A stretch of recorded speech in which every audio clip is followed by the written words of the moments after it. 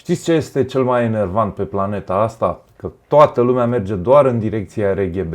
Bine, nu toată lumea. HyperX, de exemplu, au scos niște tastaturi iluminate într-o singură culoare. Și Logitech au scos unele la un preț super accesibil. Dar știți cine a venit între ei? Gigabyte cu Aorus K7, care este iluminată RGB și cu switch-uri Cherry MX. Este plasată undeva în zona de preț 4-500 de lei și s-ar putea să fie chiar interesantă. Dar vom afla mai multe detalii în cele ce urmează.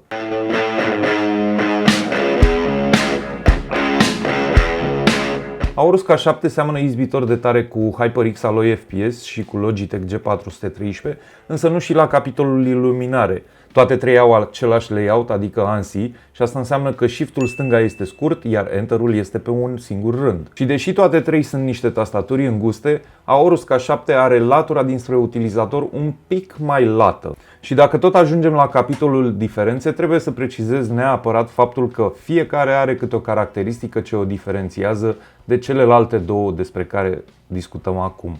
De exemplu, HyperX Alloy FPS are un port USB pentru Fast Charge ce nu poate fi folosit pentru transferul de date. Logitech G413, în schimb, are un port USB Pass-Through. Asta înseamnă că poți pur și simplu să transferi datele prin el. Iar Aorus K7 nu are niciun fel de USB.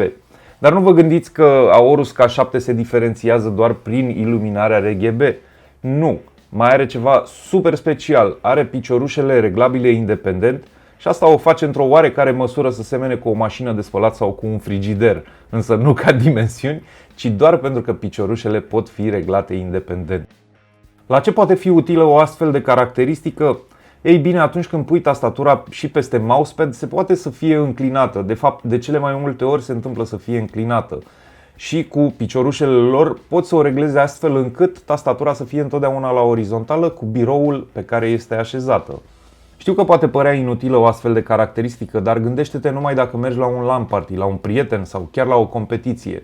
Ce se întâmplă dacă nu ai spațiu exact ca acasă? Exact, vei fi stresat. Și nu numai că vei fi stresat de faptul că nu ai spațiu, dar vei fi nevoit ca tastatura să o urci un pic pe mousepad. Și atunci, ghișce, se va bălângăni și te vei enerva și mai tare. Și într-un final te vei tilta și vei juca super prost. Așa că ceea ce Gigabyte au reușit să facă cu această inovație este să rezolve o problemă destul de întâlnită în rândul gamerilor. Baza tastaturii este construită din plastic în mod evident, iar partea de sus, cea pe care stau switch-urile, este o placă din aluminiu.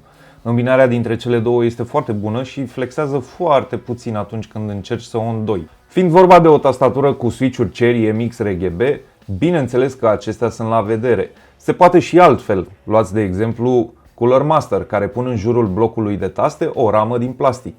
Dar această idee nu este tocmai bună pentru că lumina este concentrată înspre interiorul tastaturii și asta face ca spațiile dintre taste să fie ceva mai iluminate decât simbolurile inscripționate pe taste. Mie unul nu-mi place niciunul dintre aceste moduri, însă nu ai ce să faci, pentru că doar switch-urile ROMRG pot concentra lumina exact prin simbolul tastelor.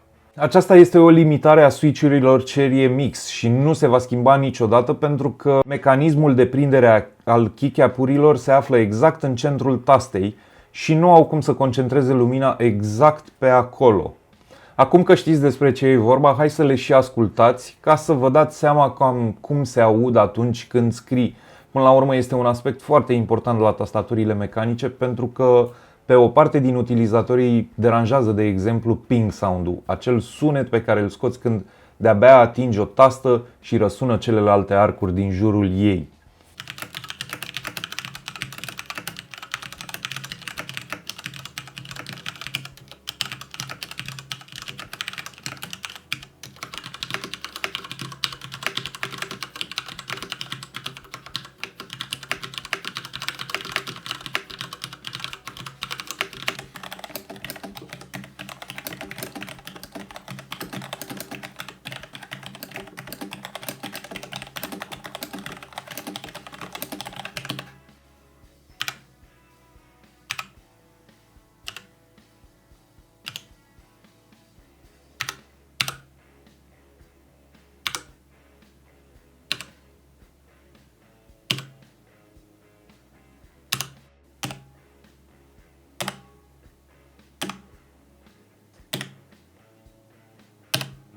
Și mai am un singur aspect despre care vreau să vă vorbesc, este vorba de software. Software-ul ar trebui să fie util, însă în cazul Aorus K7 este total inutil.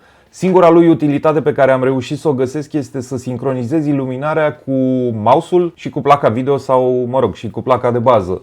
Atât, nimic altceva. Bine, poți să faci niște macrouri, dar să fim serioși, cine folosește macrouri? Dacă folosești macrouri, ești chiftea. Ar trebui să știi să execuți pur și simplu comenzile din taste, nu? Și pe lângă faptul că nu poți să faci nimic altceva cu acest software, mai arată și în ultimul hal de urât. Ca să nu o mai lungim, Aorus K7 este o tastatură destul de bine construită, care se diferențiază de restul printr-o caracteristică chiar mișto. Și deși are un preț foarte bun, există și un compromis la mijloc, software-ul foarte prost.